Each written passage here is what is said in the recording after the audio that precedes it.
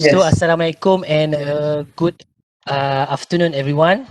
I would like to thank Dr. Rudi for inviting me to this session for me to give some exposure to final year student in terms of how are we going to work in oil and gas industry. So, I believe most of this participant is uh, final year student. Is it in final sem or second last semester?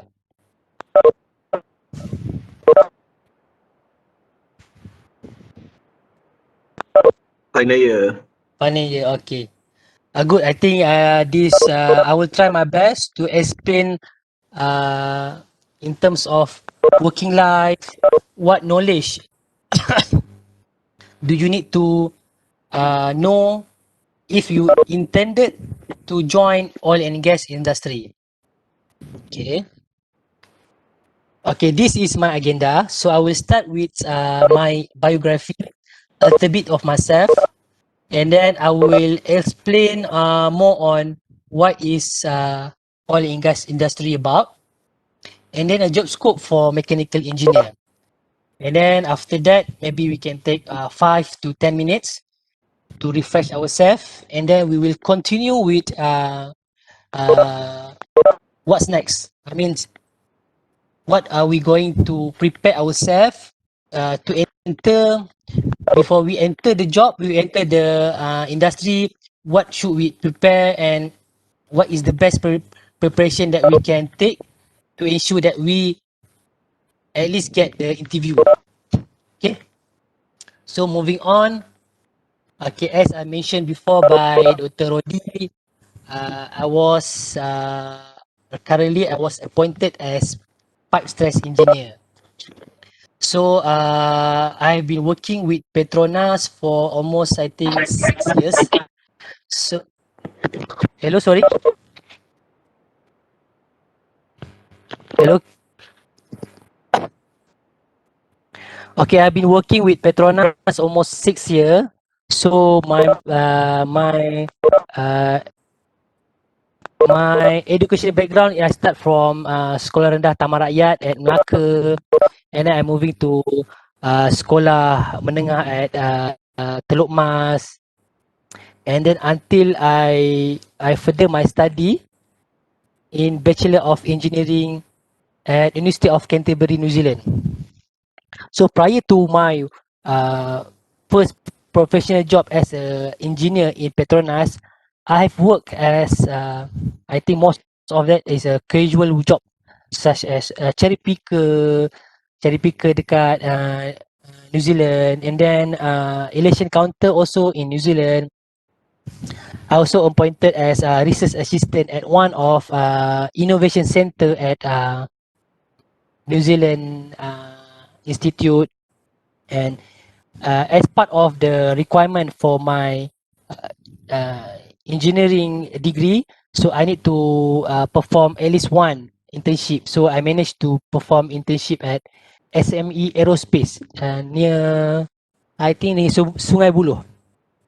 They want the factory was the purpose of that factory was to build and manufacture aircraft component for Boeing and Airbus. So my hobby is play football, futsal, badminton, and ping pong. Okay, moving on. So I just want to share my experience, a little bit my experience as a final year of as a engineering student. Before this, this is my, I think my clique. We only had about 100 students at my time that year. So I think for UTEM right now you have like 250, as I mentioned by Dr. Azma, 250 students that currently enroll in mechanical engineer final year. So our team is not big as your team. So our study is more on pure mechanical. So we don't have any specialization, maybe automotive or petroleum. We don't have that in our university. I think one of the event that I want to share with you guys is during 2011 or 2010, my second year in University of Canterbury, there was an earthquake over there. Earthquake, the scalar Richter is about 7.1. So if you can compare with earthquake that happened in Indonesia, is about 6.8. I think it's a little bit higher compared to Indonesian earthquake. So the damage was, I think, pretty bad, pretty bad. And then for that reason, our university was closed down for almost 1 month. So we have to go to suburb, to the to the village, and then we have to study there almost 1 month. So it was uh, very hard for us. We have a lots of mental breakdown. Some of us had a mental breakdown. So during the challenging time too, I think the best way is we have to support each other. We have family and friends, so we have at least effectively communicate with them, at least to get the support. So I think same like this condition right now that we have a COVID-19 pandemic. So in order, maybe some of us has a difficulty to attend apa ni, tuition, and then classes, online classes. So seek help from others, even your family, your friend, even your lecturer. So I think that's the best way if you have a problem or challenges upon you. Okay.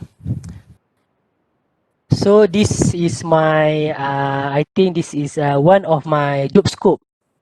So previously in Petronas, I was appointed as when I joined Petronas, I was appointed as a pipe stress engineer at 2014, I think. And then let and then after that, after oil crisis on 2016, so most of us, the junior engineer was transferred to Petronas facilities around Malaysia. Some of us was transferred to Bintulu, Sabah, Sarawak, and then Kedah as well. So I, fortunately, I was transferred to Bintulu to become transport and lifting engineer. So from there, from my previous job was pipe stress engineer, that one purely technical. So when I joined MLNG as a transport and lifting engineer, the job was more. Sorry, I think I need to stop video. The main culprit of my lagging was my video. Okay, so so when I joined MLNG stand for Malaysia Liquefied Natural Gas. It was built at Bintulu, Sarawak. So from there, I was appointed as transport and lifting engineer. I need to take care of several non-technical staff, mostly technicians, about I think 12 to 13 technician. And then the job scope was more on management. I think it's 80% management, 20% non-technical. From there, I learned how to take care welfare of staff, how to engage with contractor, how to communicate properly, how to ensure our job being executed according to our plan. So I believe if you got an opportunity to work at factory ataupun facilities, oil and gas facilities, so take the opportunity, because from there you will learn the basics of entrepreneurial skills and the basics of engineering. After that, when 2000 after 2019, I was transferred back to GTS as a pipe stress engineer doing technical things. So moving on, okay, this is like I mentioned before. So during my time at MLNG, so one of the things is we have to perform housekeeping. Housekeeping because when we my workstation is at dekat workshop. So workshop ni produce lots of spare part, small components. So there are lots of debris, there are lots of unused items. So as time goes on, we have to clean up our place. So like I mentioned before, so you have to, even though this isn't seems like a small things that need to be done. However, it requires lots of coordination with people. There are lots of things that involved in this job. So one of the things that I would like to remind all of you that one is technical knowledge that you get from university, and the second thing is you have to prepare yourself in terms of interpersonal skill, planning, how to communicate with your subordinate, your manager. That one you will learn from when you enter job, you enter your industry, as well as hands-on learning. Maybe you can from your reading, from your YouTube watch, so you can got lots of information there. So this is just want to share that as a transport lifting engineer, so we have to enhance our knowledge timely. So every years we have to ensure that when we perform lifting, we perform according to code and standard, international code and standard. So for example, the crane that the item that we want to lift, let's say the weight is about 45 ton. We cannot use 60 ton crane to lift if we don't know the condition surrounding. So we have to perform the site visit. We have to know what is the condition at site. So there are lots of things that you need to consider. For you to consider that thing, you have to enhance your knowledge. In my so for my job, I need to attend several training to enhance myself. So if you can see here, this is me doing inspection of the crane. Okay, moving on. Okay, so now I would like to share some of the basic knowledge of oil and gas.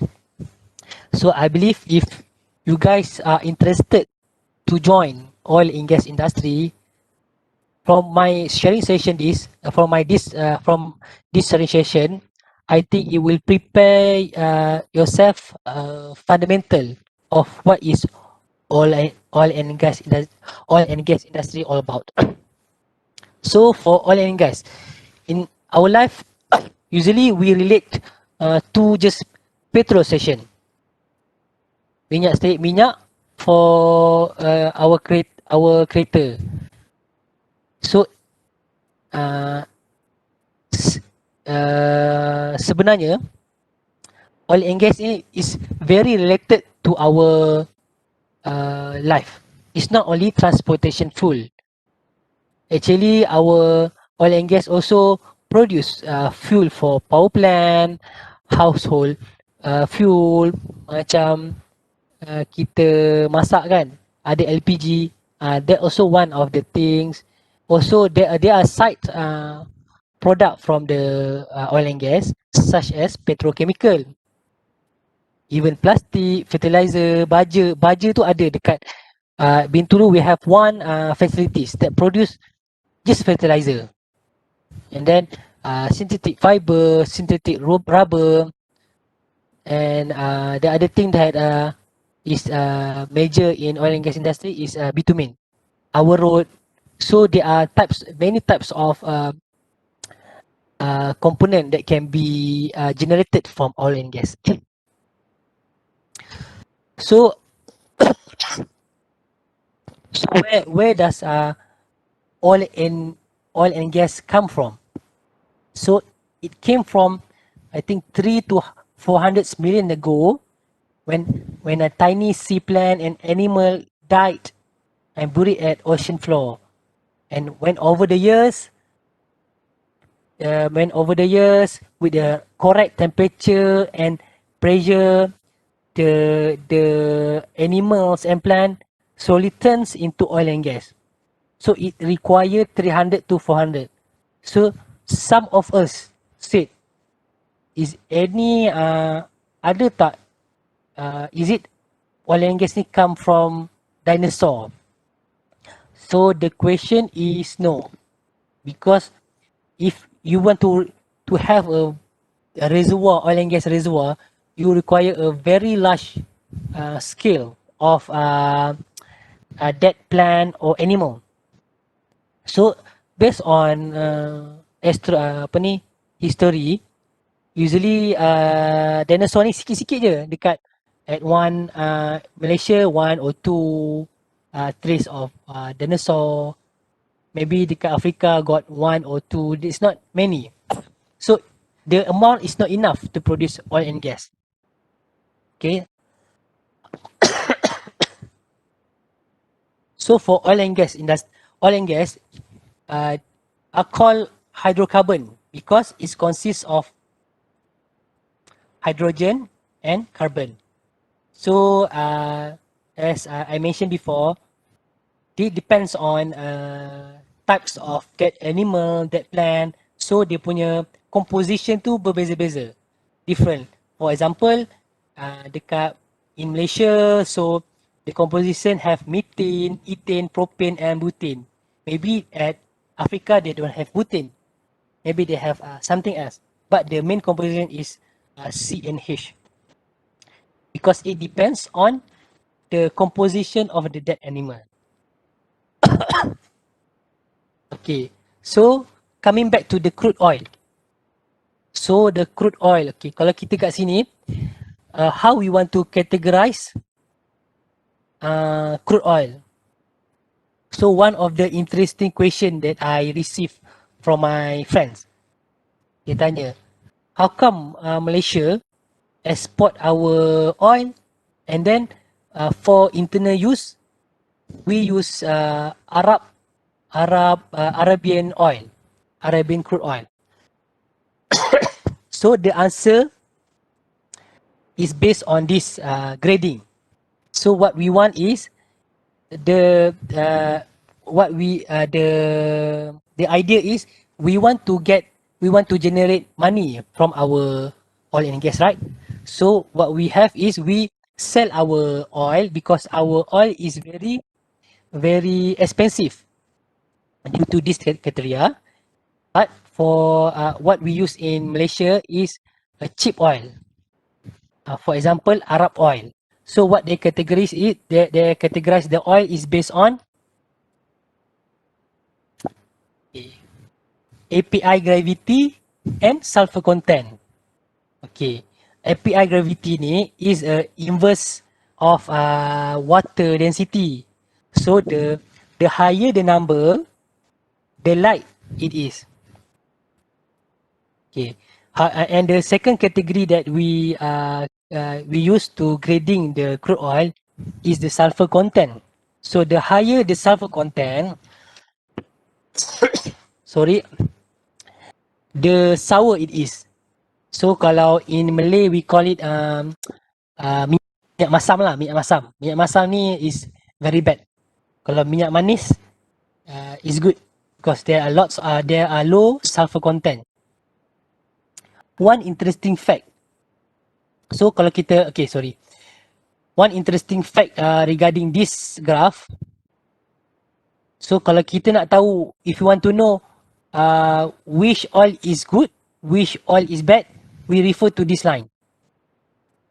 So if the oil is light, is good, and then if the sulfur content is low, is best. So the best oil is within this range.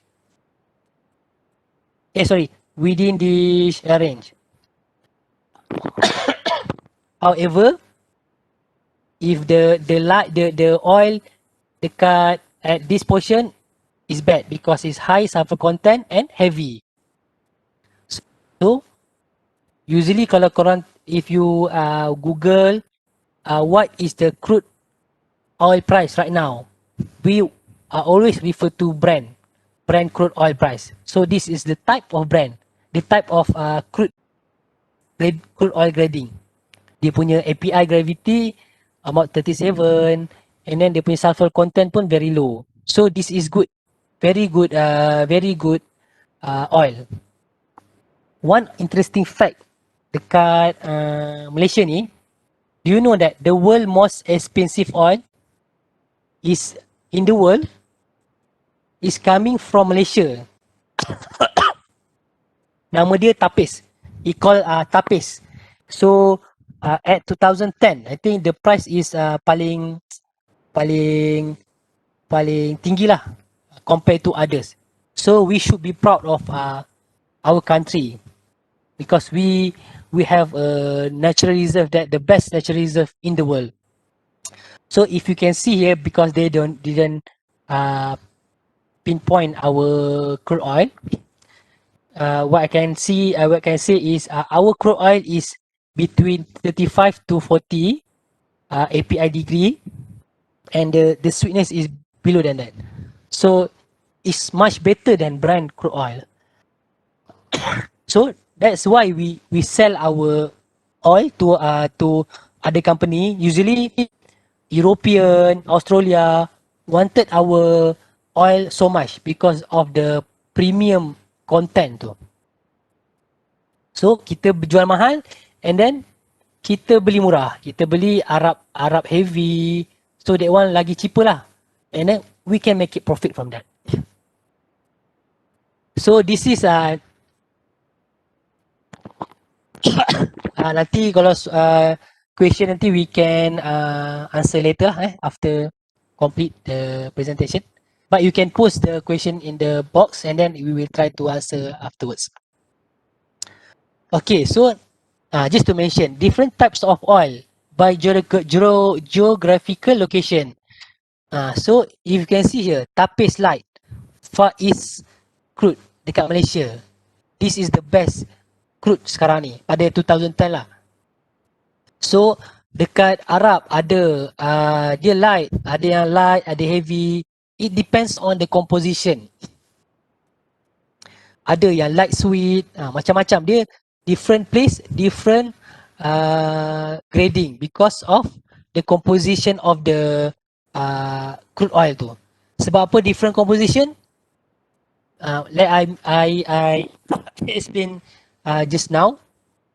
Maybe dia punya plant, dia punya animal tu berbeza-beza dekat setiap sini. Maybe dekat sini minyak dia sebab unta yang mati. Kita ni maybe sebab tiger or elephant. So that one we don't know. That's I think ilmu gaib lah. Okay, coming back to the oil and what is the relation between oil and the world economy. So what I can say here, our oil industry is pretty much dependent on world growth or economy of the world. So if we have a spike here, so our oil production will increase due to supply and demand effect. So when the economy grows, lots of economy that can take place, lots of transportation, lots of energy that required. So we require oil to produce that demand, to meet that demand. So this is affecting our oil price, current crude oil price. So kalau kita project, sekarang ni in pandemic situation, so our economy, PKP, MCO, so no economy, no business, less people in road, less transportation, so demand for oil and gas is pretty much low. So what should we do?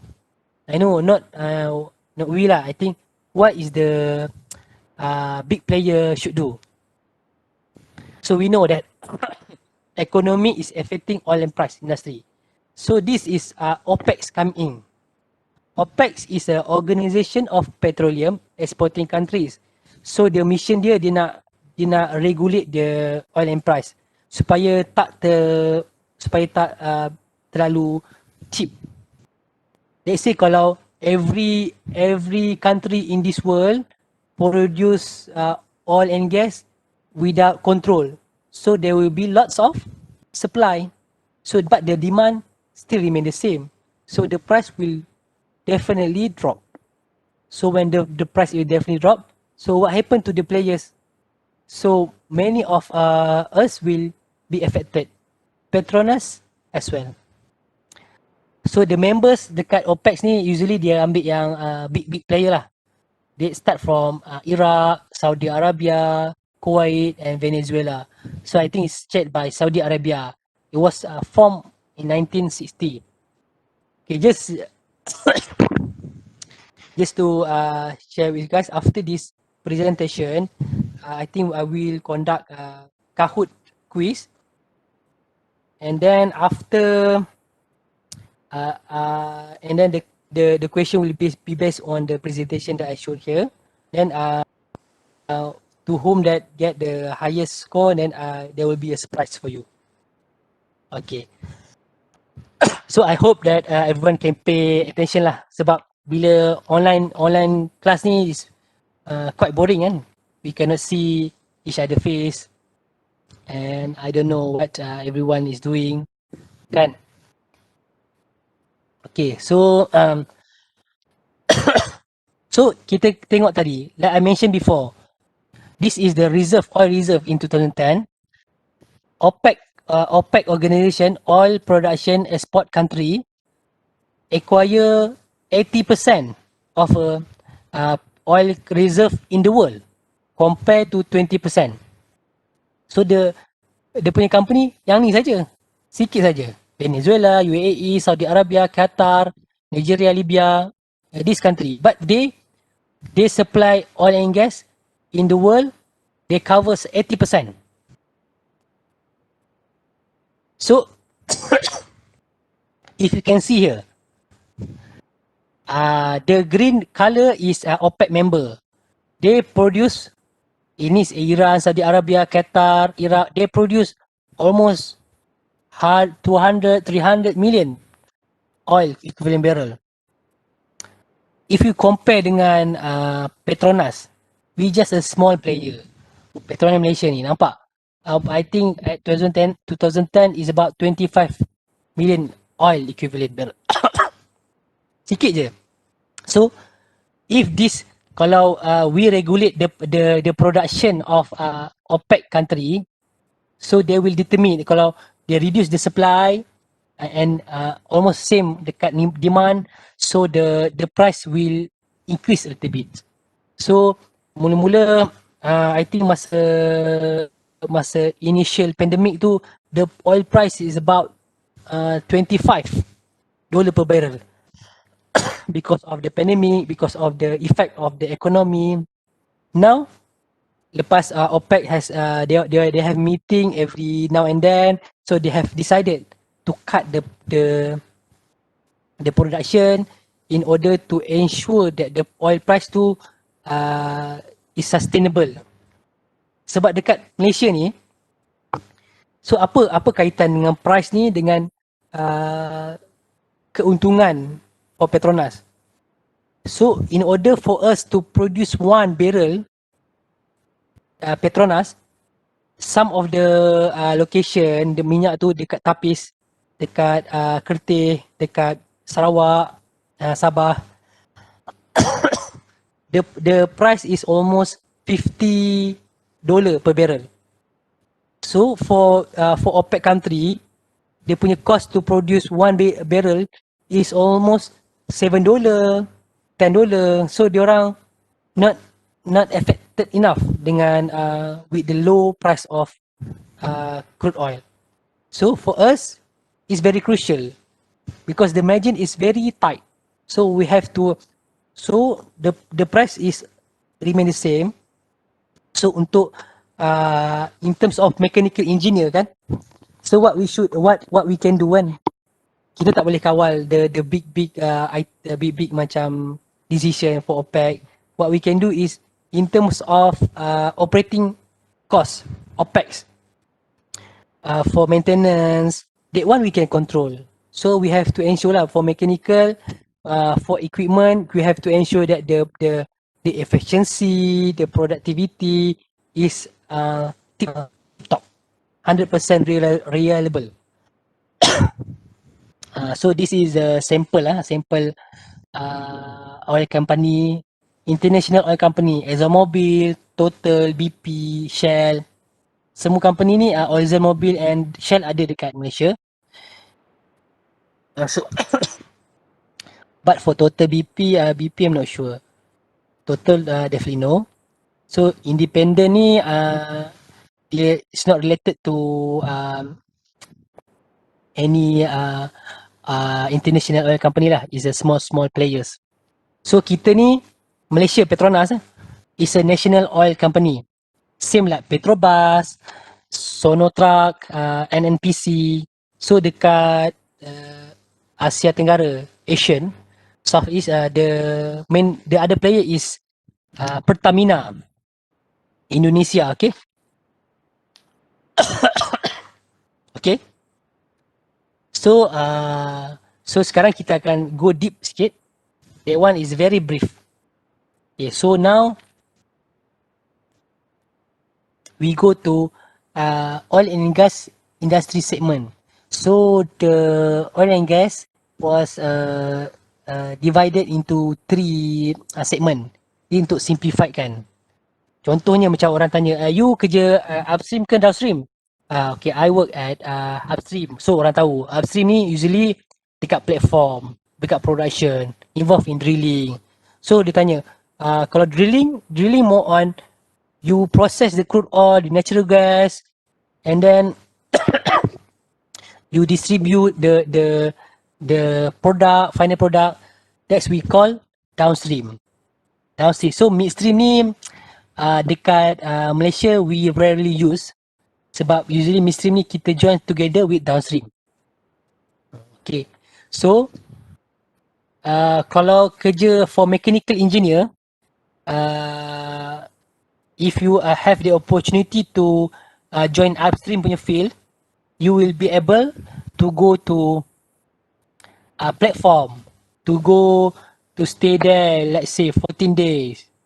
Stay there, ada dia punya bus dia, you can duduk dekat dia punya hostel, and then you have to work 12 hours per day. Okay. So dia very what I would say is very difficult lah. Usually kalau orang-orang yang dah marry ni, is very hard for them to go upstream lah, to go offshore, because they need to leave their family, their children. Usually kalau for you guys and still young and fresh, if you have the opportunity to go to upstream, I suggest, I will recommend you go to guys. I would recommend you guys to grab the opportunity. Okay. Kalau kita tengok, I just nak reflect. Kalau dia punya risk dekat oil and gas industry lah, kerja dekat site, upstream ke downstream, usually risk dia sangat tinggi. It's very high. Okay, for this year only, we have several casualties working in oil and gas industry. So, you guys cannot expect the work is very simple, because you deal with is a hydrocarbon. Hydrocarbon they have sulfur that I mentioned before. Sulfur is very dangerous. If you being exposed to sulfur in terms of gas, or what we call it hydrogen sulfide, in short period you can become numb and subsequently dead. So dangerous. So dia punya risk dia, kalau you ada ambil insurance or takaful, so risk category is about 3 to 4. So compare to dengan orang yang kerja office, the risk should be 1 or 2. So kalau you bayar premium, katakan you nak cover you punya insurance untuk 500,000 kan, insurance for your death kan, you kena bayar. If you work in oil and gas industry, you will have to pay more compared to orang yang kerja in office. Tapi dia punya perks is you akan dapat salary lagi banyak. You bila you pergi, if you go to offshore, you can get meal allowance, travel allowance. There are lots of perks lah. So there are pro and cons. Okay, for upstream kita discuss. I just want to explain in a simplified version.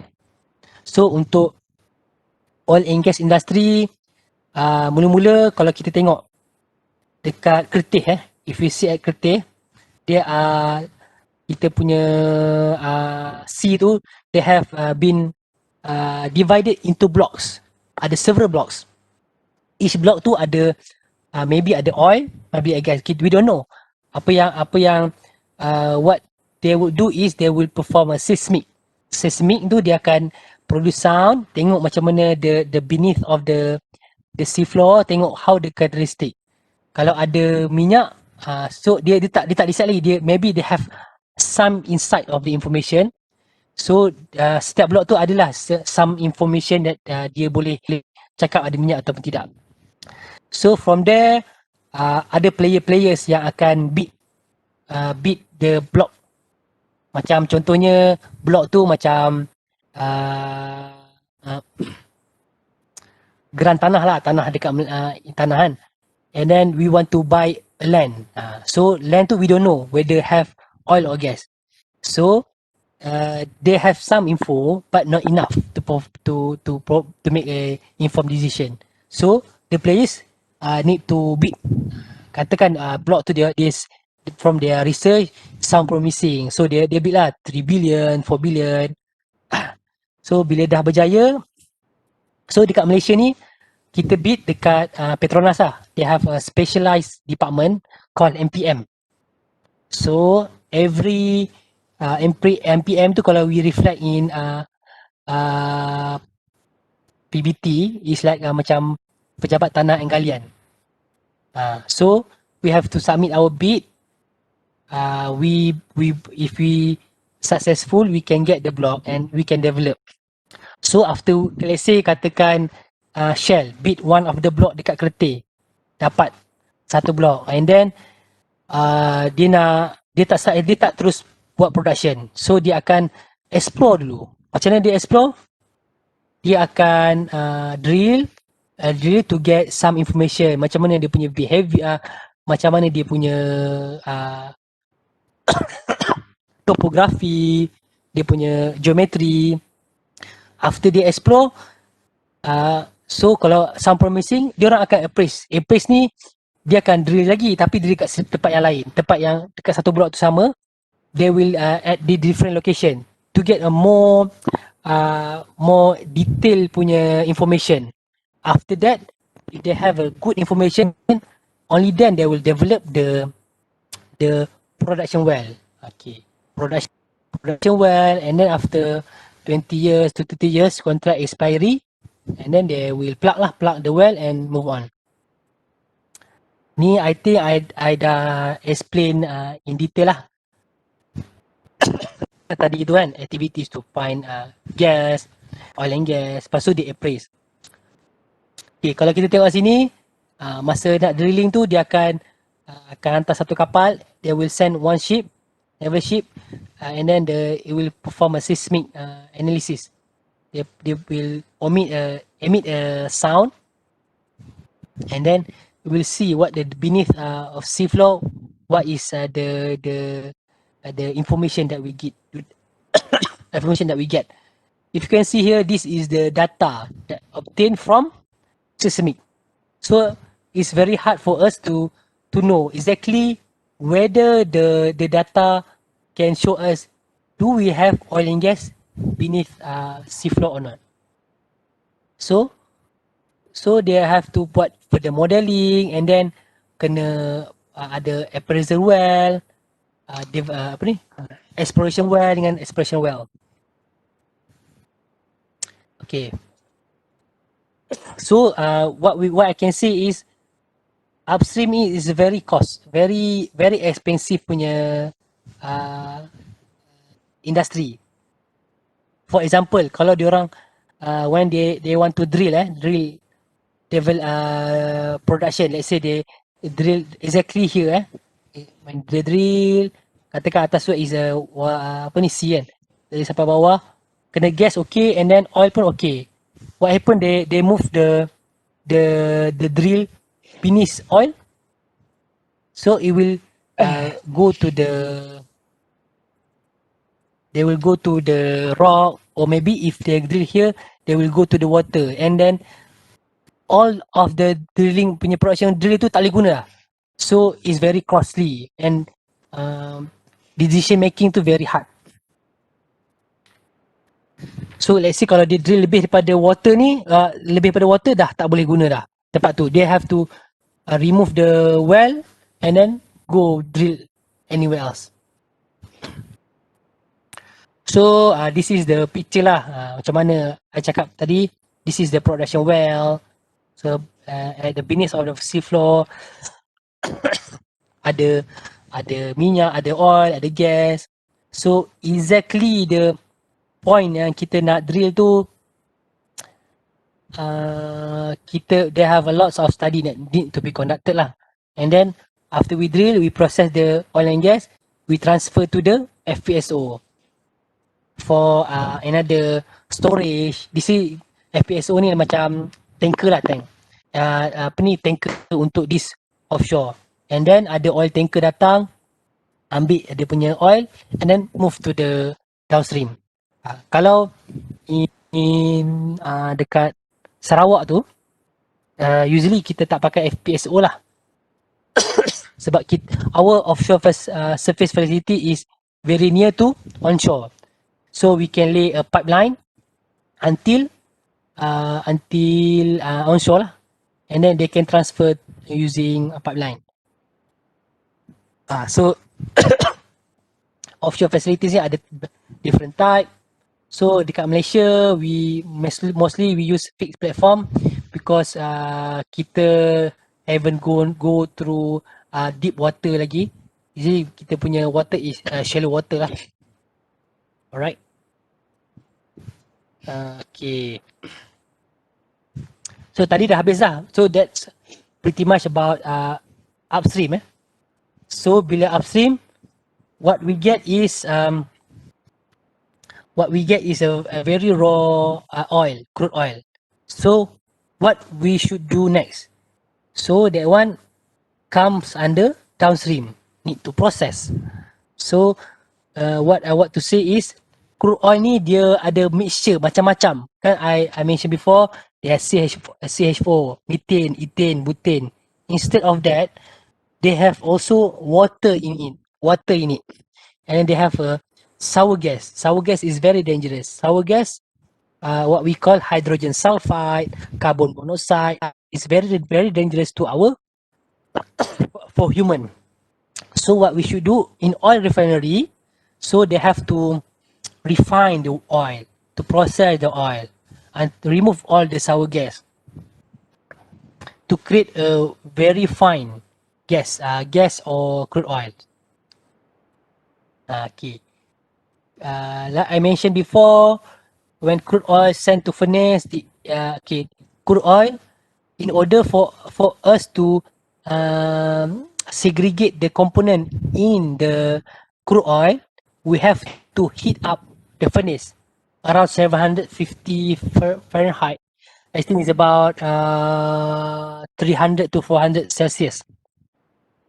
Bila kita heat up, and then we shift the oil to the what we call it distillation, crude distillation unit ataupun fractionation atau distillation unit. So dia akan segregate lah. Yang which is lighter will go first. Yang heavier akan go the lowest lah. So for mechanical engineer, even though you know the basic principle of mechanical, you also have to aware the knowledge of chemical for you guys to have to become a sound sound engineer. So yang ni lah penapisan dia, ada different temperature dia akan become different punya composition lah. That one dia segregate.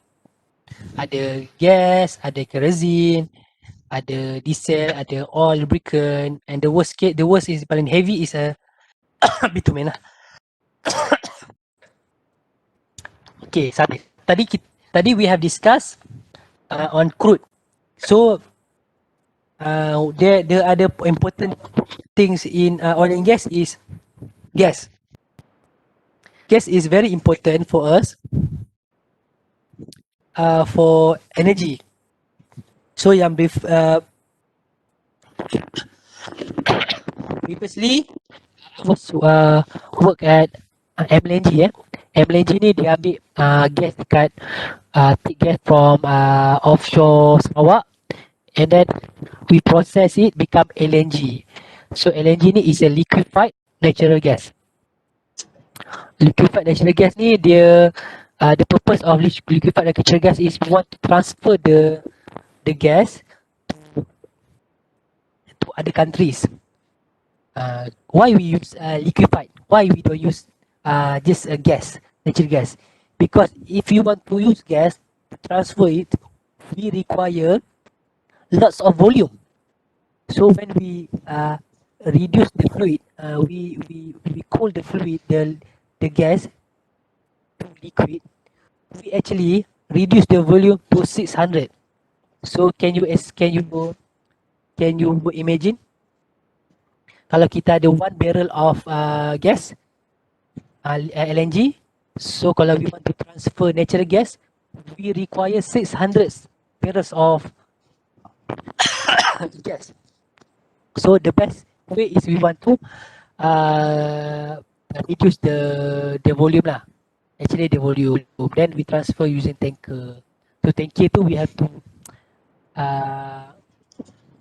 kita have to keep it refrigerated lah. So usually the temperature is negative 170. Okay, I think this all. So this is the basic process lah. Macam mana dia I will not go into detail sebab it's very very hard for you to understand. Tapi the main concept is same as crude oil. So crude oil has a sour component. Ada water, ada moisturize, ada water content, ada apa ni sour gas. So same as gas, we have to process first, remove the unwanted gas, sour gas, and then we cool it using this gas heat exchanger.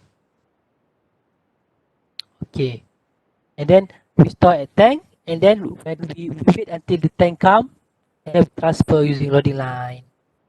So all different after the cooling session, we have to maintain the pressure at temperature at negative 170.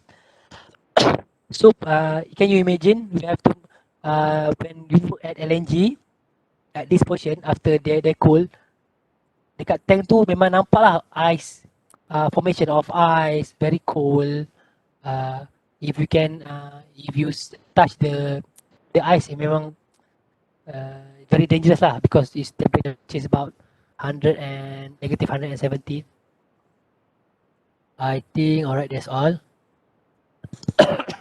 Okay, so ni job scope lah for mechanical engineer, particularly in oil and gas. So for oil and gas industry kan, so kita ada design, we have a design. So we design like pressure vessel, heat exchanger. After this, I will show you guys the component lah. So kita design one macam, for example, have you guys heard about rapid in Johor? So when we want to construct new facilities kan, so that's where design engineer comes in.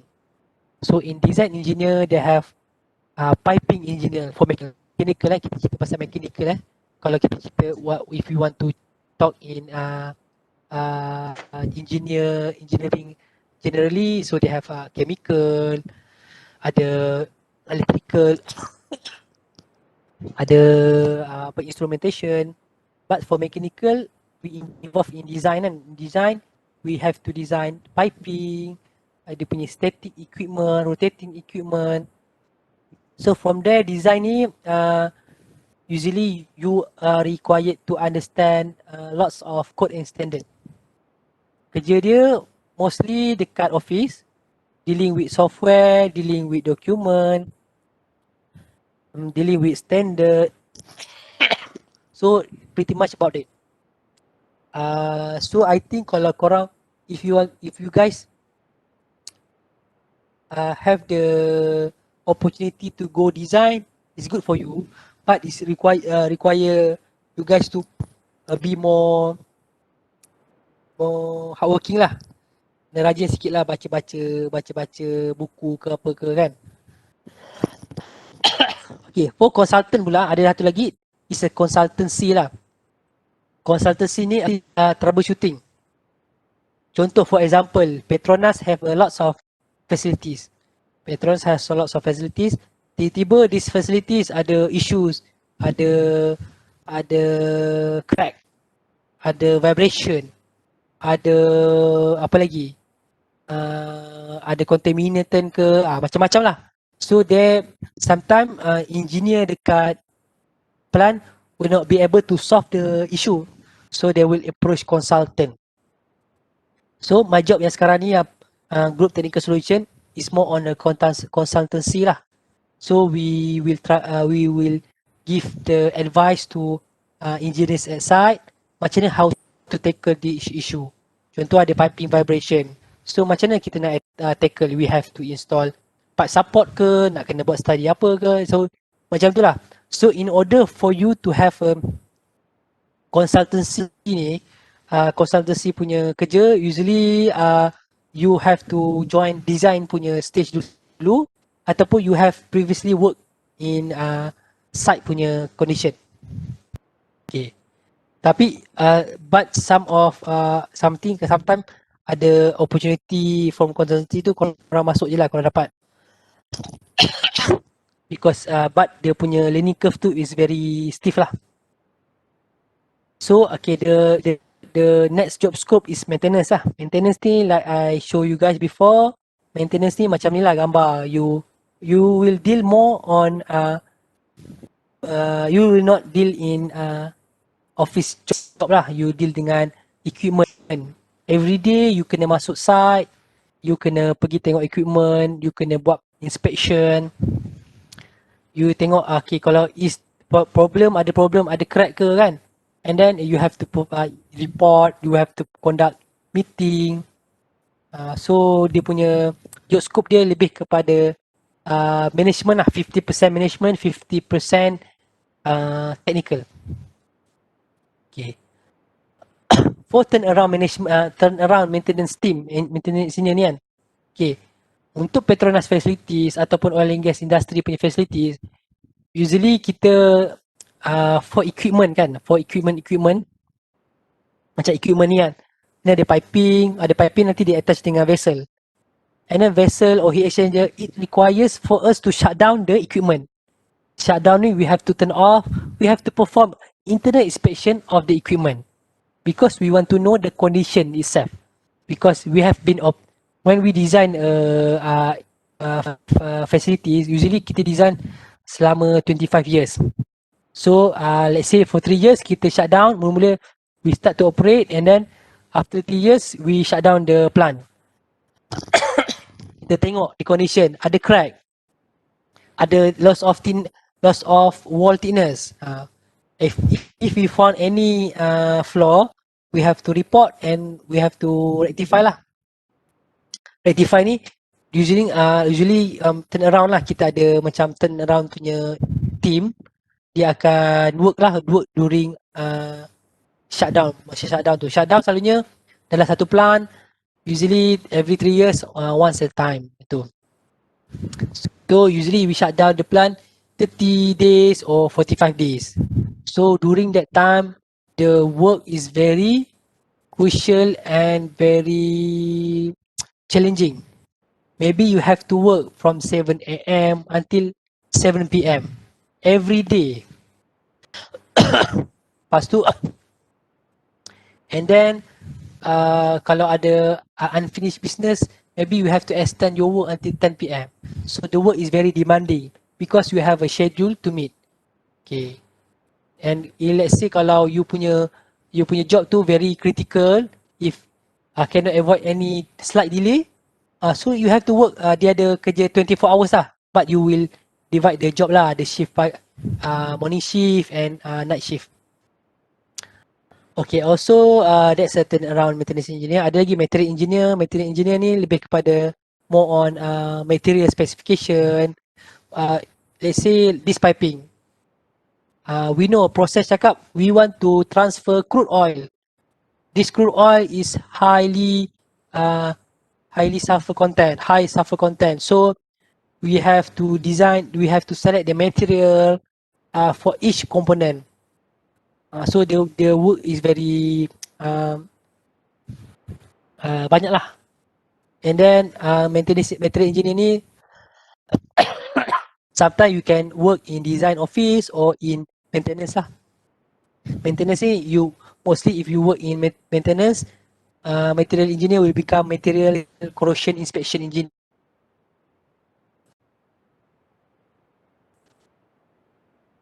You will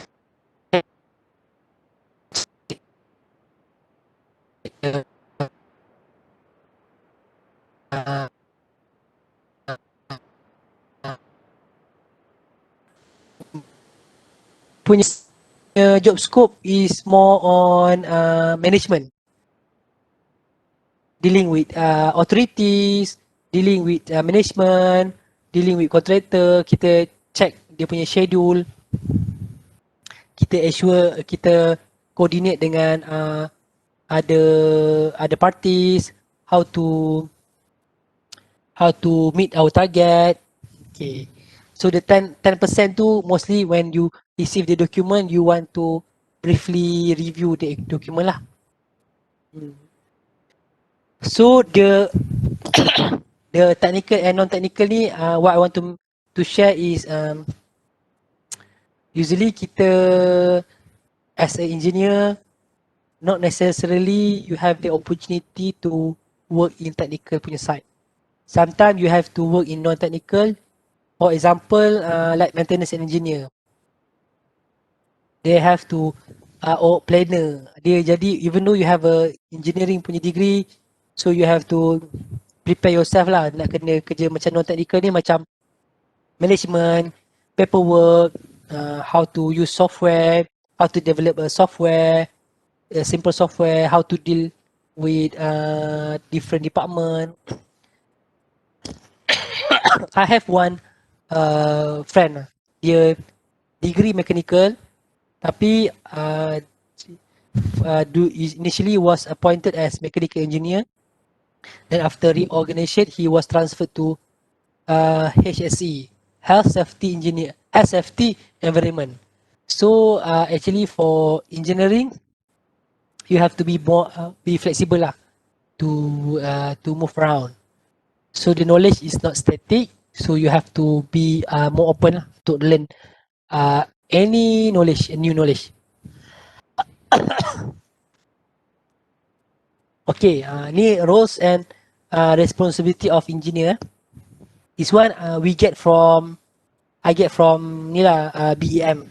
BEM ni Board of Engineer Malaysia, ataupun in Malay we call it Lembaga Jurutera Malaysia. So there are several several things that you need to be aware. Your responsibility after you graduate. I think if you after you graduate, once you got a job, make sure that register as a you register as a graduate engineer. That one you can browse in BM punya website. Make sure you register. Let's say if you work as engineer but you don't register and someone report you, you will be penalized and will be sentenced to law. So I would strongly advise to you. So after that, maybe you can check your career path to get an IR or something like that. So in BM, in dia punya law tu lah, there are many apa nama, many responsibility, but I just want to highlight 5 key roles and responsibility. So the first one is safety and welfare of the public and client. So maknanya bila you kerja tu, you have to ensure that you have you macam you design the piping, you have to check, is this equipment or piping okay or not. Macam ni you want to check, you have to verify dengan international code and standard. That's your basis, because international code and standard tu was developed based on vast experience of previous punya engineers. So diorang dah study, kalau kita buat, if we do like this, will become dangerous. So we need to avoid this. So they have put in code and standard.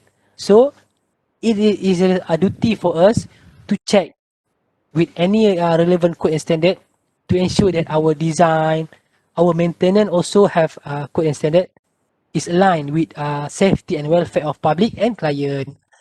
The second thing that I want to highlight is professional ethics. Professional ethics is important. For example, you have macam my case transport and lifting engineer. When I was appointed mula-mula as a transport and lifting engineer, they asked me to sign lifting certificate.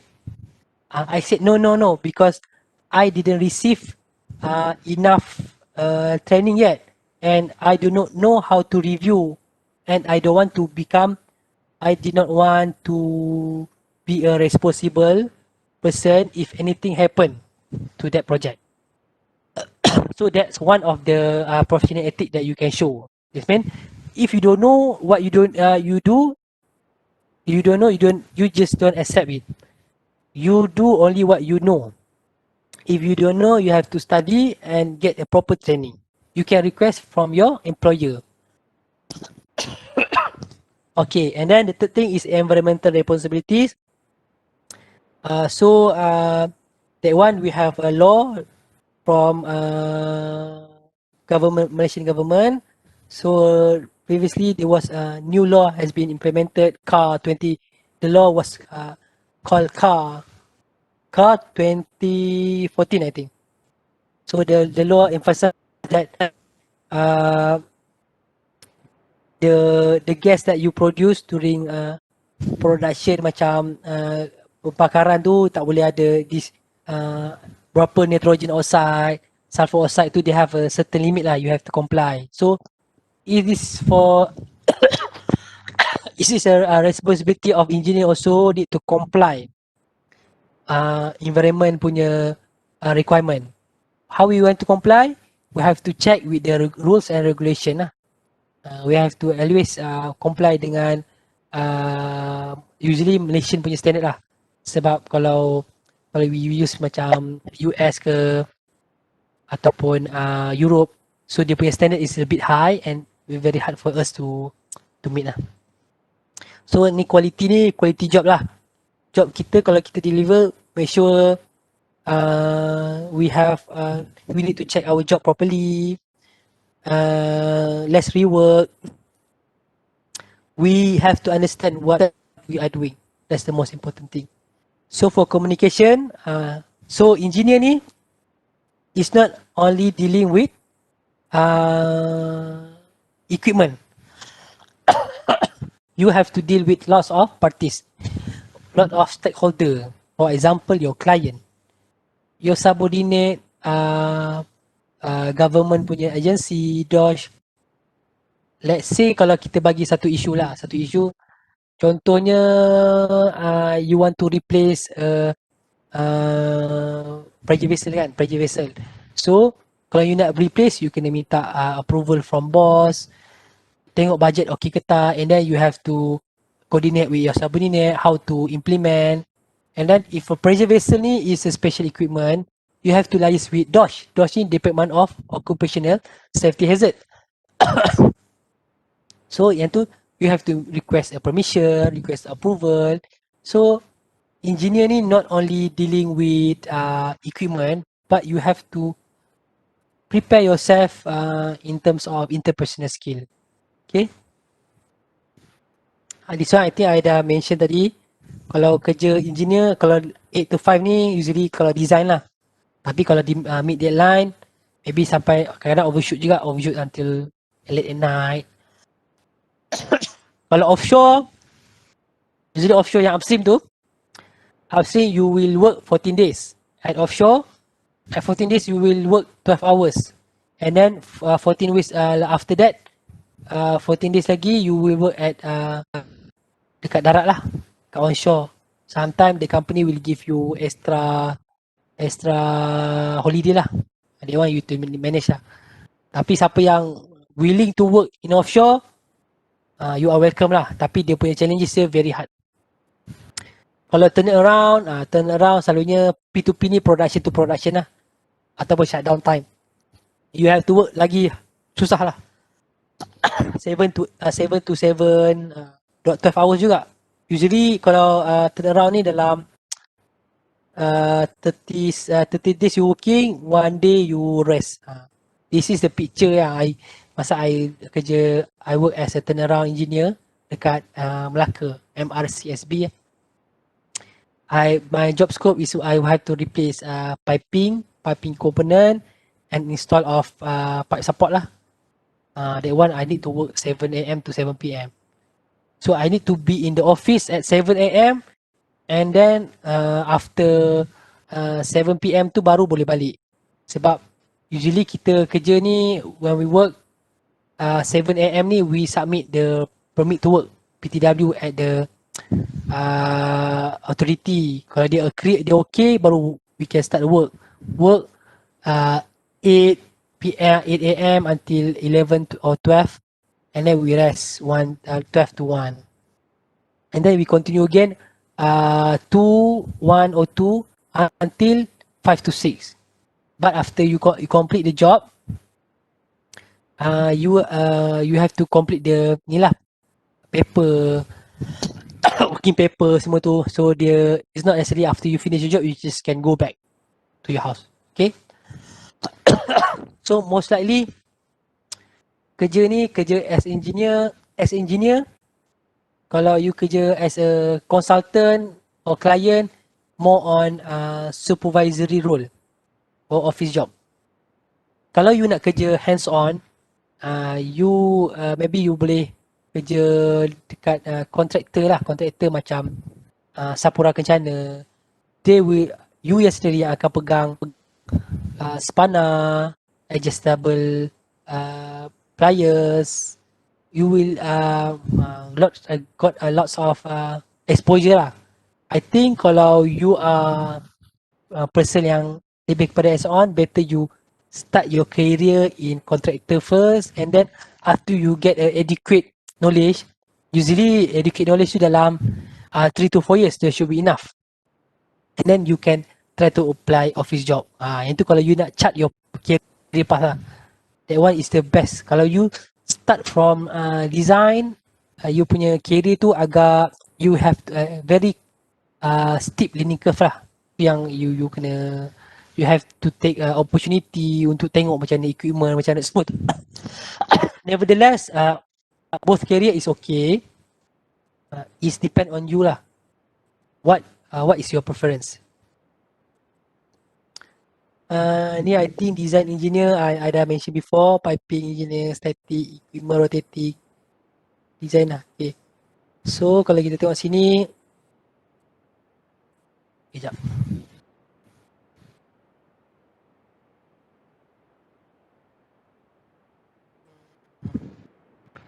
Yang ni I cakap pressure vessel ni. This is a pressure vessel. Dia something we use pressure vessel, we want to contain the pressure, the fluid inside. We want to increase the pressure before we move this fluid to another equipment.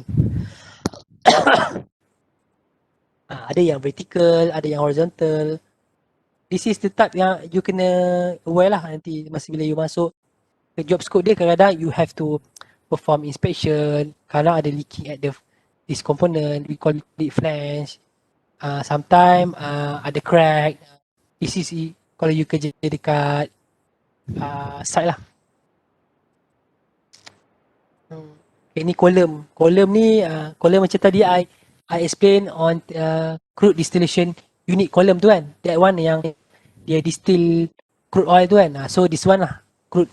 Dia punya apa ni cakap, dia punya tinggi dia dalam 20 to 30, ada sampai 40. So bila you kerja as a turnaround engineer, let's say you have a job above here to change the piping or valve kan. Every day lah you need pergi naik atas turun bawah, pergi naik atas turun bawah. Dia ada monkey ladder lah. You memang you have to be fit lah. Oh, kalau you tak fit pun you akan jadi fit.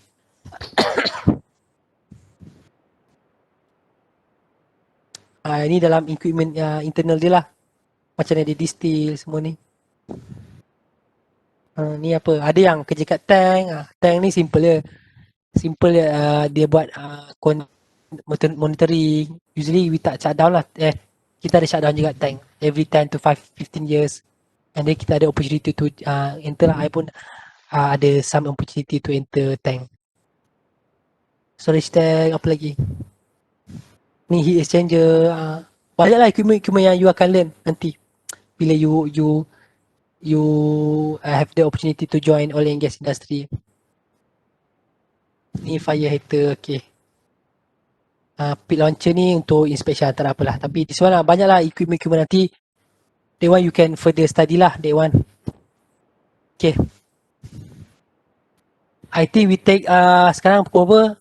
Sekarang 20, maybe we take 1 or 2 minutes before we continue with next topic. Okay, so what's next after graduation? Can I know when will you guys be graduating?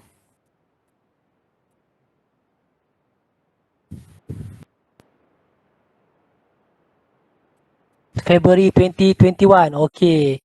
Same like kebanyakannya 2021 So you got another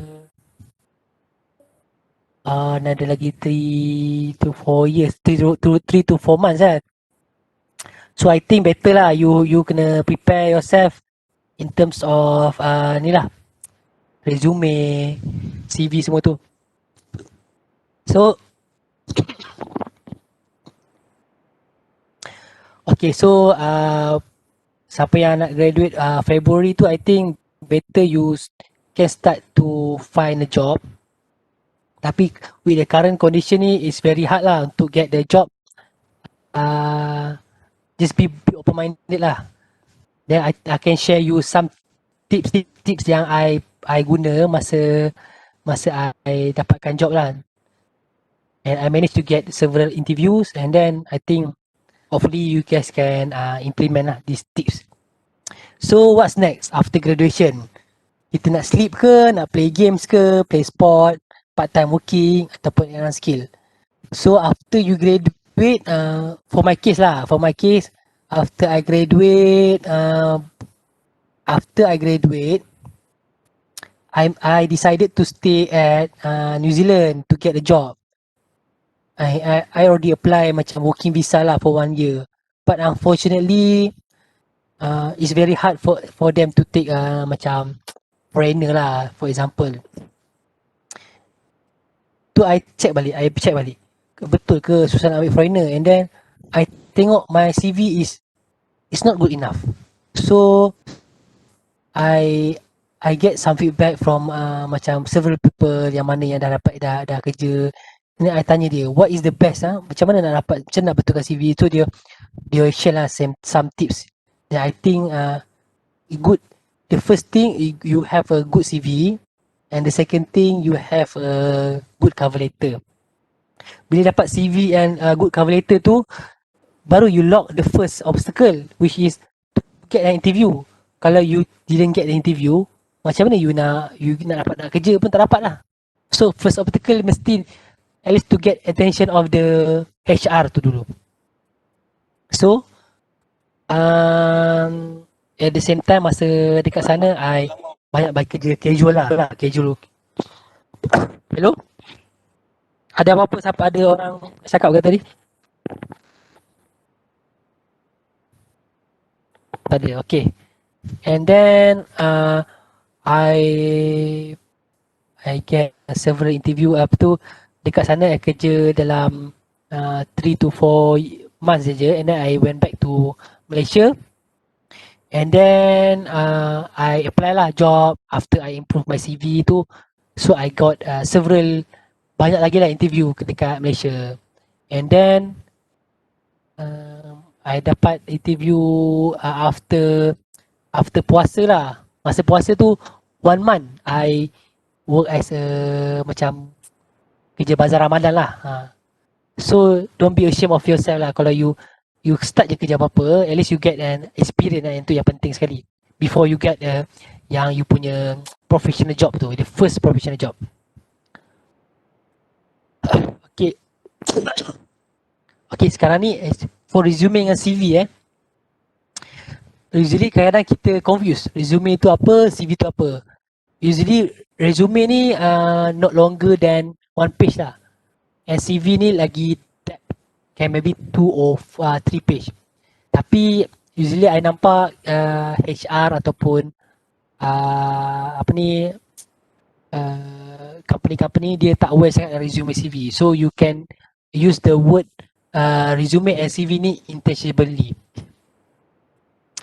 Tapi untuk for fresh grad, usually I would like to advise the resume ni jangan lebih daripada 2 pages lah.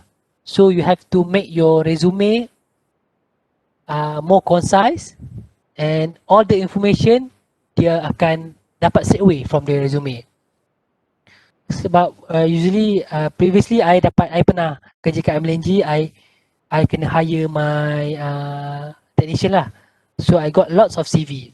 So I don't have any macam time to dig through semua everything betul-betul properly. So every CV dalam maybe dia ambil masa dalam 20 to 30 minutes je. Sorry, 20 to 30 second je tak tengok. So make sure that all the information kena ada. So what kind of information that you want to put in your CV? Okay, kita tengok kat sini satu sampel lah I get from internet. So they have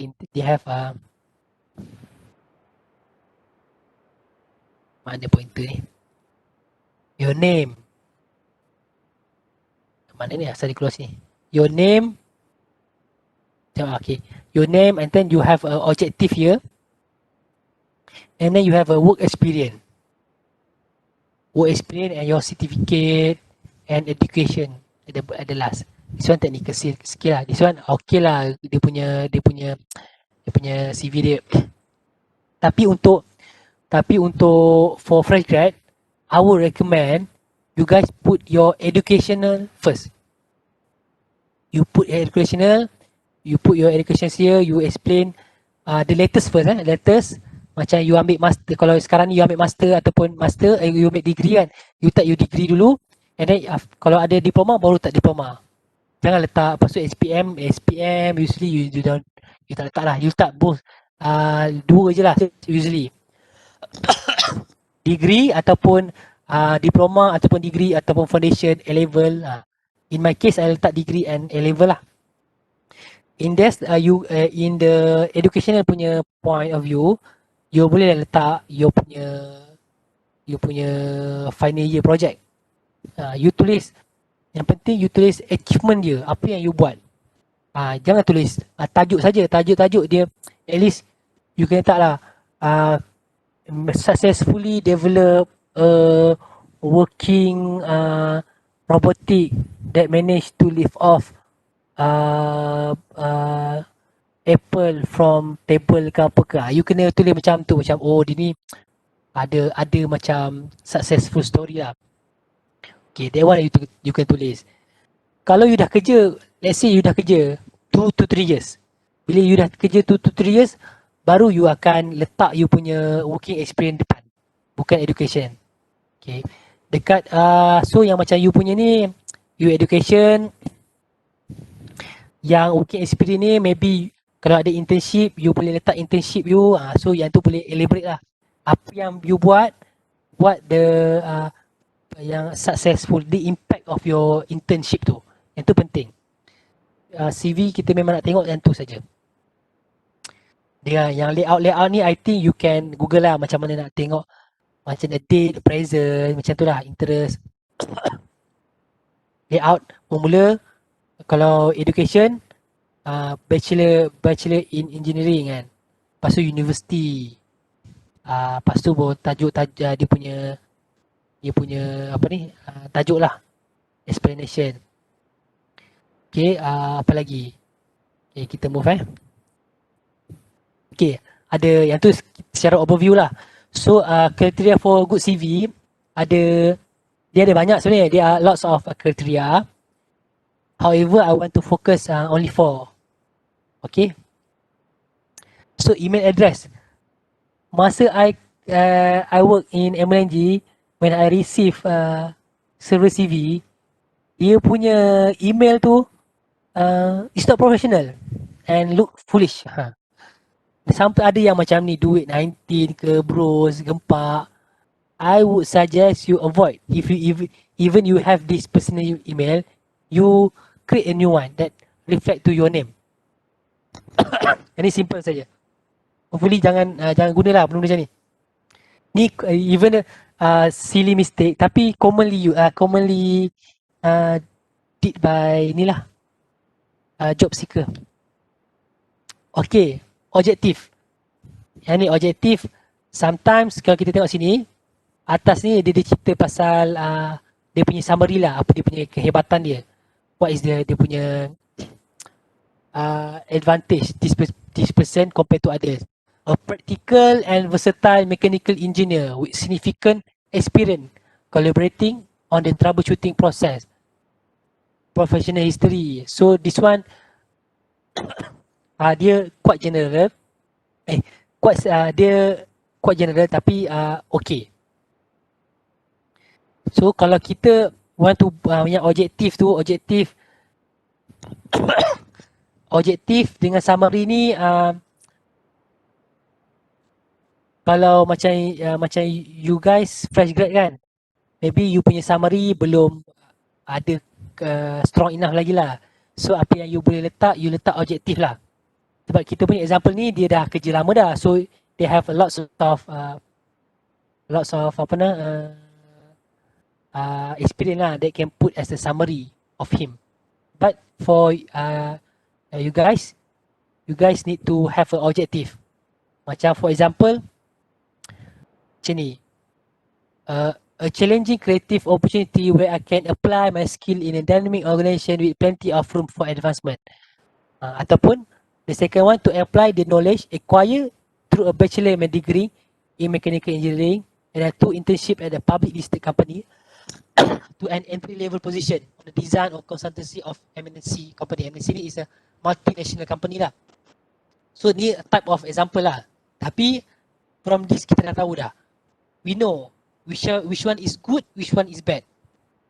Dekat atas tu very generic. Very generic and does not tell anything about yourself. So the penting, the most important thing is objective. You kena apply macam ni lah. To apply knowledge acquired to bachelor degree. Okay.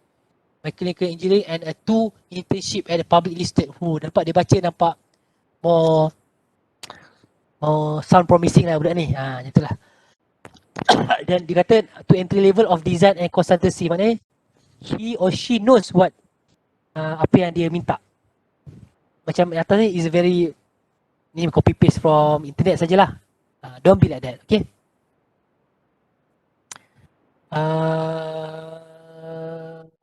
Okay, itu saja kot, right? Okay, untuk educational background, make sure you kena be more specific lah. Okay, ni ada example, left and right. You letak UTEM, you graduate 1995, Melaka, BS. So I think semua orang faham ni. Tapi you letak, okay, you letak yang you punya apa yang co-curriculum, you letak dekat sini. This one make your CV not professional. So the best way you letak, make sure you letak penuh lah, you letak dia punya, you punya university tu full. Let's say you apply dekat certain organisation, they don't know langsung apa UTEM ni.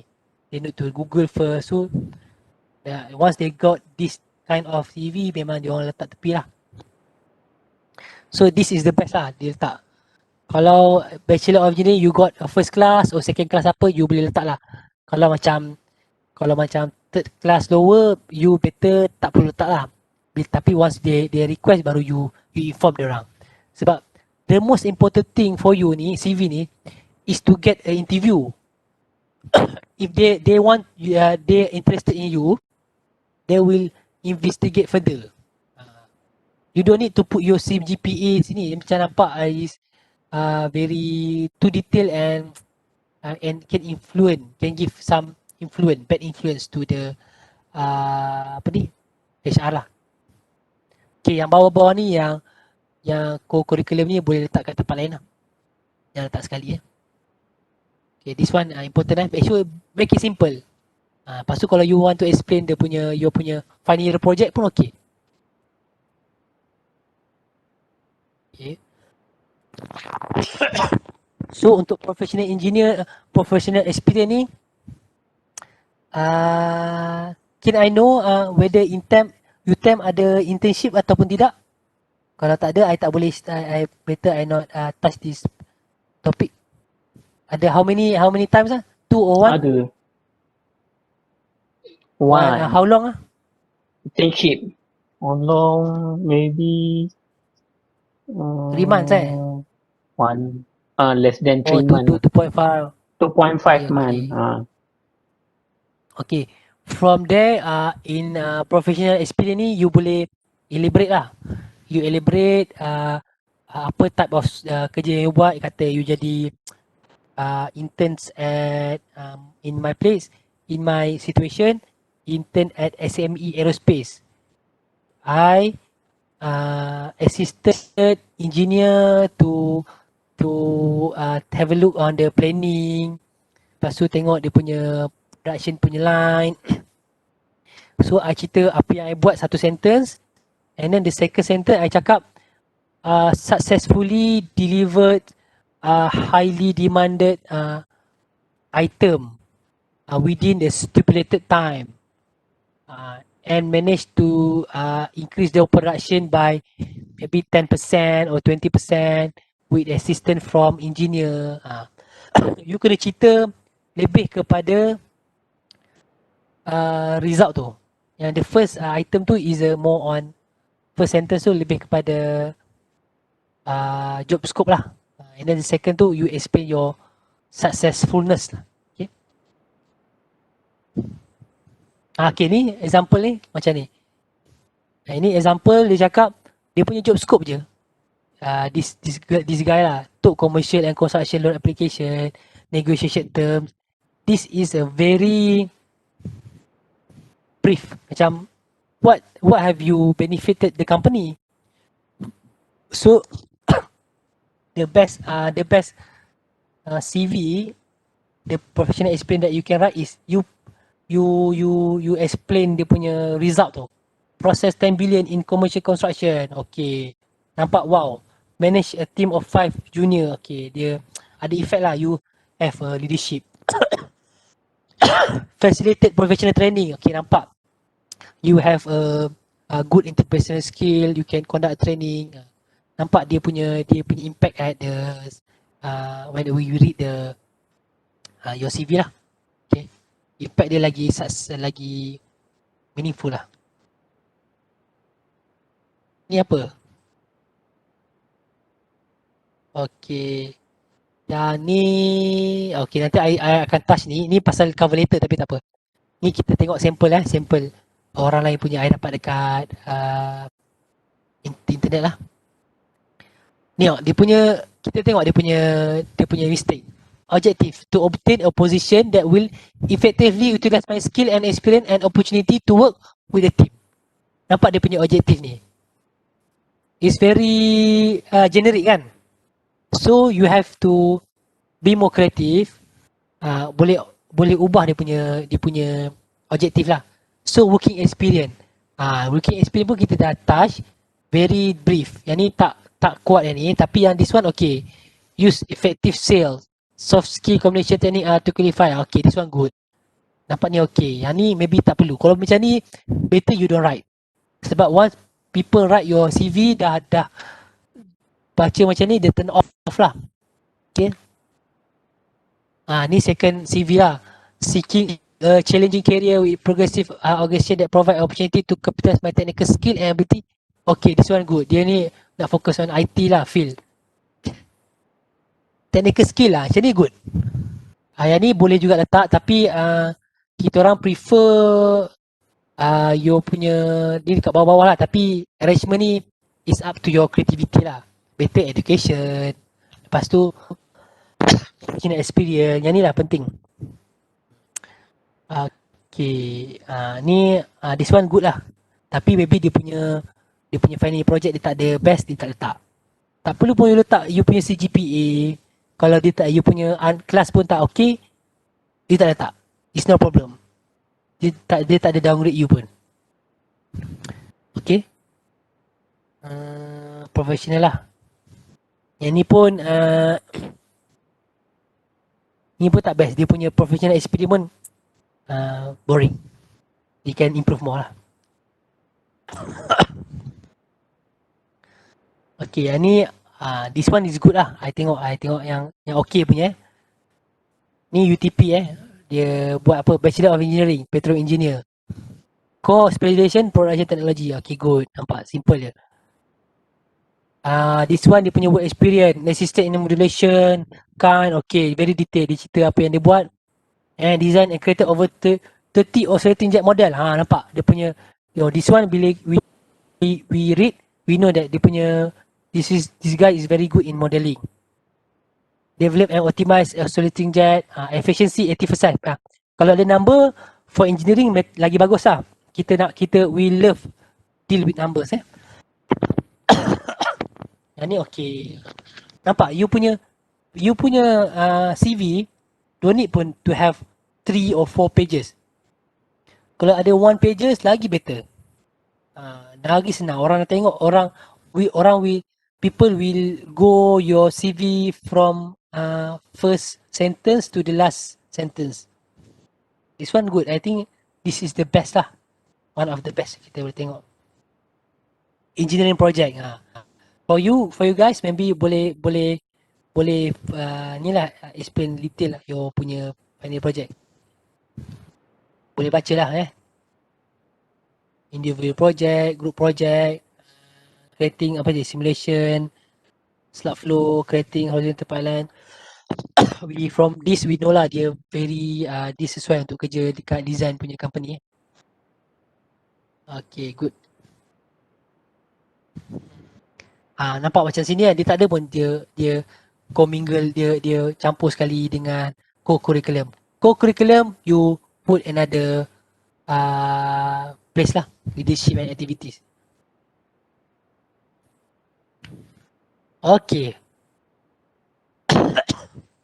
Cover letter Sekarang ni cover letter. Sekarang ni CV how you want to differentiate your CV with others. Cover letters is the best opportunity for you lah untuk to get the attention of attention of your applicant. Okay. Sebab ada benda-benda yang you tak boleh letak dekat CV, you can put in your cover letter. If you want to explain on your job in detail, in your professional experience, you can put here cover letter. What skill yang you can benefit, you can give benefit the company, you can put in cover letter. Okay. Okay, first dia ada dia punya template dia sama je. Cover letter I tengok. I also did the same thing. First paragraph is a simple standard, what you are applying for, how you find out the opportunity. Second paragraph, you list down your skill and your qualification to make you the right person for the position. Okay, this is the triggering point lah, you from HR point of view. Second and third point, dua ni is very important. Third is kenapa you want that job. You kena align lah you punya interest dan juga company punya drive, company punya goal. So if align between you and company punya goal, so nanti HR akan nampak okay, dia ni good, kalau kita hire this person, nampaknya dia takkan loncat-loncat company lah, may not move company. Sebab usually our generation ni like to move company between 2 to 3 years we jump, because based on the research, if you stay at a certain company for example 30 years, and then you come and the second study is if you move company between 3 to 4 years, your salary will increase much better than people who stay longer in the company. So kita punya generation ni lebih kepada salary oriented, money oriented. So sometimes company don't want the macam people yang suka loncat-loncat ni lah. So you have to explain lah kenapa you like this company. And dia align dengan you punya satisfaction. Macam tu lah. Ni lah, this one, kenapa, why you want, dekat atas your skill and qualification. Yang last paragraph ni just a basic lah. Nak interview, nak follow up tu tak ada masalah. Tu I think you can follow any template lah. Okay, tengok ni sample alamak, okay, sample sample. First paragraph, second, third, fourth. First, dia cerita position apa, company apa. Kat mana dapat ni. Yang ni dia boleh cerita panjang-panjang, tak ada masalah. Second, dia cerita dia punya detail lah. Kadang-kadang dia tak ikut template tu, tak ada masalah. As long as dia intention dia sampai. I am recognized for my attention to detail. This is your skill lah. Kan? Dia tak cerita pun qualification dia. Dia ada cerita qualification ada. I have a proven track record of expert communication. This is ni lah dia punya qualification and dia punya skill yang dia ada. Dia punya skill is my attention. Lepas tu yang third ni, what draws me most to your company. Kenapa? Why you want to work in this company? Kenapa? Sebab previously dia kerja dekat this FDA regulated environment. Dia ada passion, dia suka dengan safety, dengan sanitation. You kena relate balik. Kalau you tak boleh relate balik dengan experience you ke, ataupun you punya study, memang susah untuk dapat kerja, susah untuk dapat interview dulu. Okay. Dekat yang last kali ni tak apa, yang cakap tu dia simple punya statement lah. Okay. Ini sambung lah. First sentence, mukadimah, opening. Your qualification, second paragraph is qualification and skill. Third is apa ni, what you can contribute to the company lah. Fourth is the standard statement. Okay, yang paling, what is the most important is paragraph 3 okay, paragraph 3. From paragraph 3, kalau you look back at this okay, this I got one job opening dekat internet. Dia ada cerita macam mana you nak, kalau you nak write yang paragraph 3 tu, you have to read the job description properly, okay? Dia kata our transport team is made of highly experienced infrastructure resource bla bla bla. Oh, maknanya ini adalah transportation company. Okay. Dia cari apa? Fresh grad. Final year student are also encouraged to apply. Okay, good. Ini memang applicable for you. So, dia cakap, this company provide service to meet each client unique design need for design, construction, independent contract compliance of major infrastructure project. Kena maknanya, ada meet client unique needs. Maknanya, this company is working on a tight deadline. So it's very, when they give a deadline, you have to commit. So in the third paragraph dekat cover letter tu, you cakap lah, I am willing to kerja, I'm willing to work under pressure and to meet the deadline as shown in my study final year project ke apa ke. Is my apa ni, it's my blood lah, in my blood yang I memang suka kerja in pressure for example lah. So dia okay nampak. So kedua, role involved in working in main contractor. So maknanya lots of communication skill. So you cerita lah, you have to explain your communication skill. You deal dengan apa, you dalam internship, your internship tu. Be more specific. Sebab you don't have the opportunity to explain in your CV. So the only way you want to explain is in the cover letter. If they convince with your cover letter, only then you can get the interview. Alamak, 3:53 dah kan. Okay, tak apa. Sikit lagi cover letter. Tak apalah, I rasa cover letter dah cukup kot. And then the last thing that I want to touch is LinkedIn. Can I know have anyone here dah ada LinkedIn ataupun belum?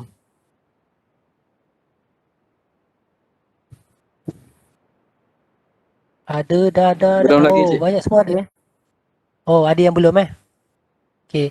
For those who don't have LinkedIn, I think better you start from here, better you start create your profile because of okay, banyak belum okay, yang mana belum tu please ni lah, try to start develop your profile because there are many advantage lah using LinkedIn, but I want to highlight 3 things. First, it can help with your networking. Kedua, recruiter pun use LinkedIn.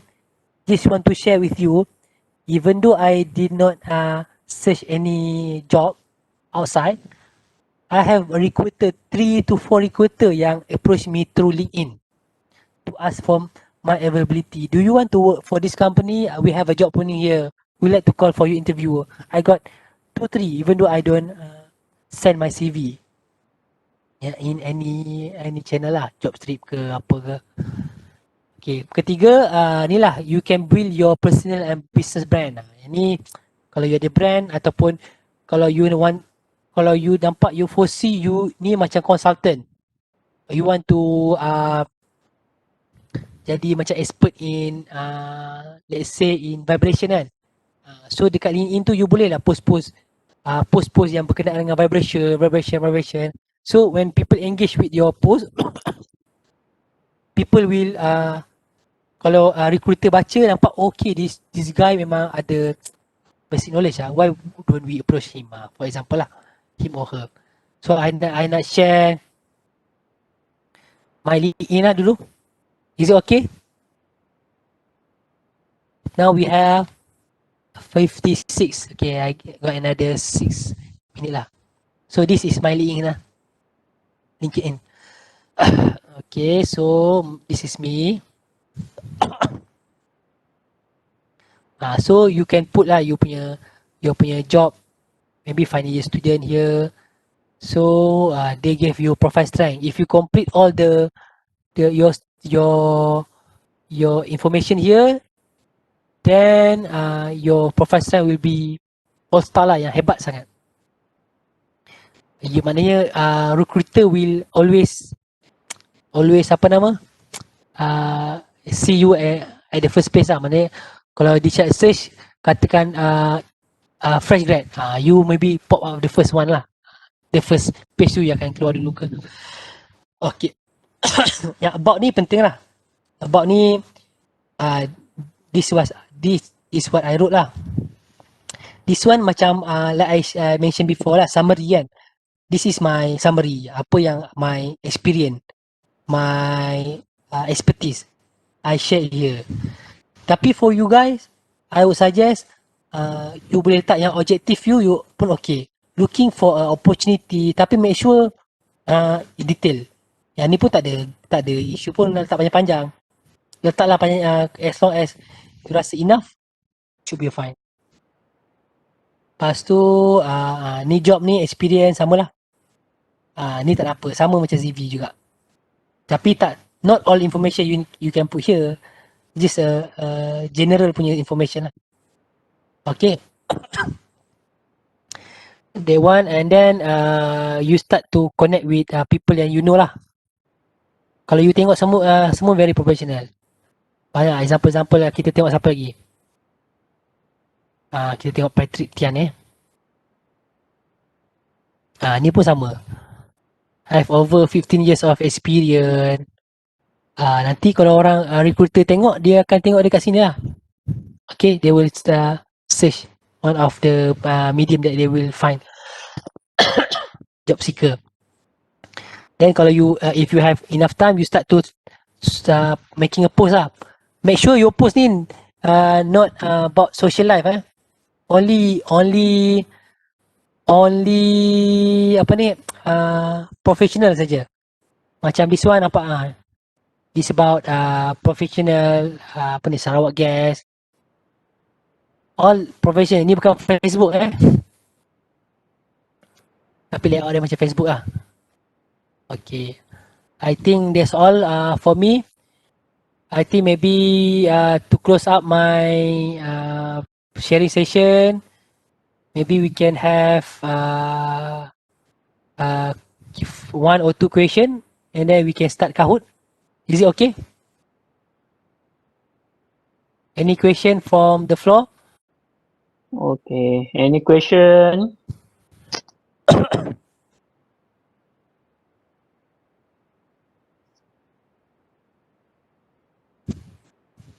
Any question? Tadi ada soalan-soalan kan kat atas ni. Macam mana baca ni? Kat chat box ada satu je lah. Can average Malaysia afford to use it? Maksud dia apa? Afford to use it. The best oil ada. So the high grade of oil.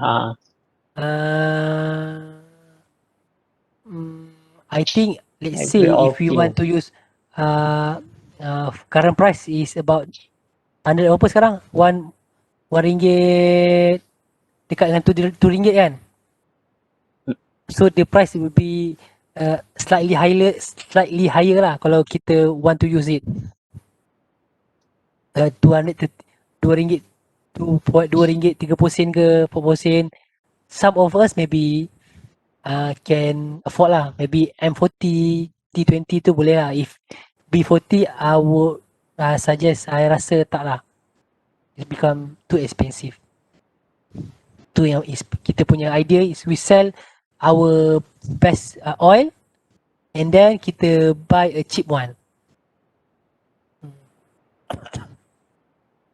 Any question? Ada question lain tak? Ni apa ni? Can Ni apa ni? short brief about how the Petronas recruit. Oh, can I short brief Okay, for Petronas, if you want to join Petronas Fit, you can apply at the Petronas website. That one my Petronas, I think, is vacancy. That one usually we have our HR will go there and obtain, let's say we have opening, let's say fresh grad opening mechanical engineer at Kerteh, so they will filter all the fresh grad over there, then they will screen the CV lah, CV and cover letter. Also any job opening they will post in the website. So in my case, like I mentioned before, I use Petronas website to send to upload my CV as well as my cover letter. And within 6 months, I got the interview from Petronas. So once you got the interview for fresh grad, there will be a in my time lah. In my time, there will be only one structured interview. So for professional, if you have experience, there will be two interviews. One is structured interview and the other one is technical assessment. But since I'm a fresh grad, so I don't need to undergone a technical assessment. So I only need to attend structured interview. So from structured interview, they will give me behavioral question. Behavioral question ni, okay, dia create some situation. Katakan you as a CEO of this company that doing oil and gas. Tiba-tiba oil and gas down. The price is down. So what action do you need to take? No, dia cakap some of your colleague propose that we abandon oil and gas industry and move to new energy. And some of your colleague, some of your subordinate ask you to maintain maintain in oil and gas industry but reduce OPEC. So how do you evaluate the option? Dia want you to think lah, macam KBKK lah. Macam mana before you come to the decision, what step you need to take. Yang tu that's a important thing lah. They want to know how you think. So okay, dia tu situational punya question. Ada satu lagi session dia akan tanya behavioral question. Dia tanya, let's say if you have one can you explain more on what did you do if you face a failure, for example. So you kena cerita lah macam mana you face a failure, you kena relate with your study ke apa ke. Yang tu dia nak tengok macam mana you behave lah actually. Behavioral question tu maybe you boleh Google lah. Ataupun satu lagi I boleh share you punya tip kan, kalau you dapat lah star question question.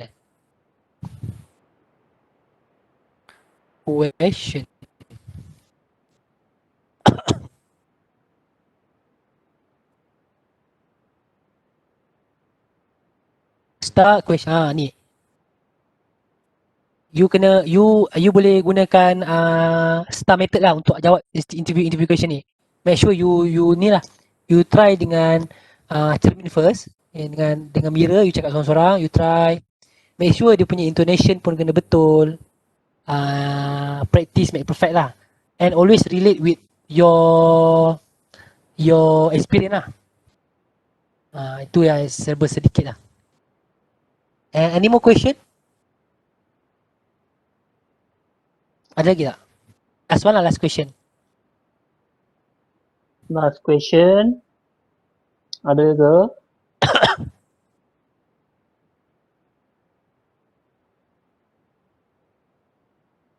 Tak ada. Kalau tak ada,